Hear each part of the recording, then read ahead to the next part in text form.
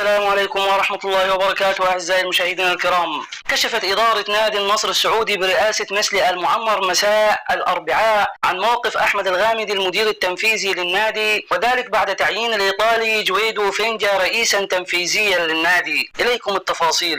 كان نادي النصر أعلن عبر حسابه الرسمي على موقع التواصل الاجتماعي إكس تعيين جويدو على أن يتولى منصبه رسميا كرئيس تنفيذي خلال الأيام المقبلة. وقدم أعضاء مجلس إدارة النصر الشكر للأستاذ أحمد الغامدي نظرا للعمل المميز الذي قدمه في الفترة الماضية. وأكد نادي النصر على استمرار الغامدي ضمن فريق عمل نادي النصر، وذلك نظرا لكفاءته العالية والنجاحات التي حققها في الإدارة التنفيذية للنادي. ويأتي التعاقد مع فينجا من أجل تلبية تطلعات جماهير العالم حول العالم والمكانة التي يحتلها النادي على المستويين المحلي والدولي ضمن استراتيجية النصر لمواكبة التطور الكبير للرياضة السعودية من خلال تعزيز قدرات النادي عبر استقطاب أبرز الخبرات الدولية لدعم مستهدفات النادي والارتقاء بتنافسيته وتطوير القطاع الرياضي بما يحقق مستهدفات رؤية المملكة 2030. وكانت أبرز محطات فينجا وأشهرها في نادي روما الإيطالي، وتدرج في مناصب متعددة هناك منذ